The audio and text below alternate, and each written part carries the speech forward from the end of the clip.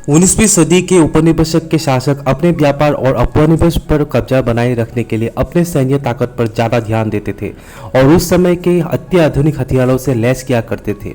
ठीक उसी तरह आज के समय पर भी बड़े बड़े व्यापारी देश जैसे अमेरिका, रशिया, जापान और चाइना अपने व्यापार को बरकरार रखने के लिए अपने सैन्य ताकत को अत्याधुनिक हथियारों से तैनात किया है।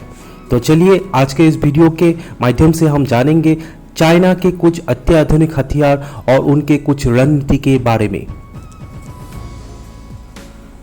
चाइना एक ऐसा ऊंचाई पर पहुंच रहा है जो दुनिया में सबसे आधुनिक फौज से नवाजा जाएगा।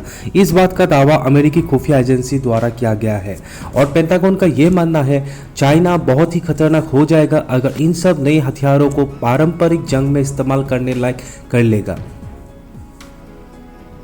तो चलिए शुरू करते हैं चाइना के कुछ खुफिया हथियार और अंतर्राष्ट्रीय रणनीति के बारे में। सबसे पहले रिलेटिविस्ट क्लाइस्ट्रॉन एम्पलीफायर यानी कि RKA। यह एक ऐसा मशीन है जो अंतरिक्ष में सैटेलाइट को खत्म कर सकता है।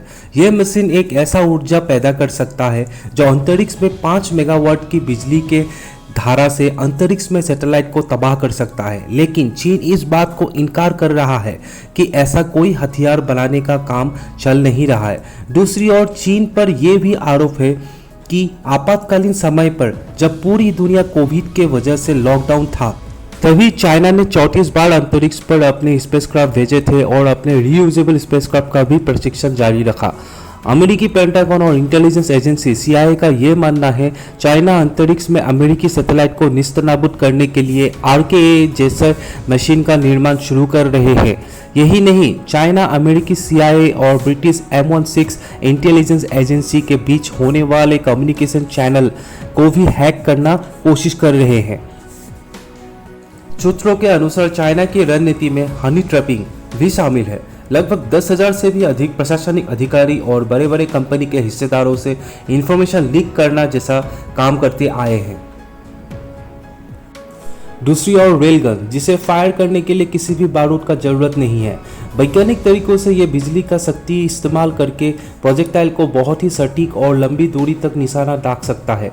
चाइना के प्रमुख शी जिनपिंग का ये दावा है कि आने वाले समय पर अपने देश के प्रतिद्वंदी को मुंहतोड़ जवाब देने के लिए जितना हो सके इस हथियार को पारंपरिक रूप से जंग में इस्तेमाल करने लायक किया जाएगा, जिसे नौसेना को भी अपने लड़ाकू जहाज में इस हथियार से लैस किया जाएगा। चीन अपनी स्थिति को अंतर्राष्ट्रीय मैदान में सिर्फ हथियारों से दमन नहीं कर रहा। चीन के पास कुछ ऐसे खनिज पदार्थ है जिसे रेयर अर्थ एलिमेंट का दर्जा दिया गया है। इन सब पदार्थ का इस्तेमाल कई सालों से लड़ाकू विमान के जेट इंजन और आज के समय के कंप्यूटर चिप, स्मार्टफोन पर भी होने लगा है।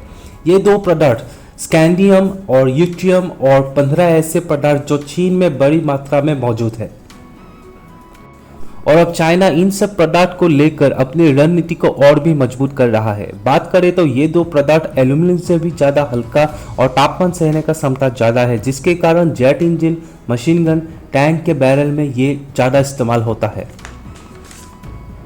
आज के इस वीडियो में बस इतना ही। आपका ये ज्ञानेश्वर फिर से दूसरे भाग के साथ आएगा। अगर वीडियो अच्छा लगे तो लाइक, शेयर, सब्सक्राइब जरूर कीजिएगा।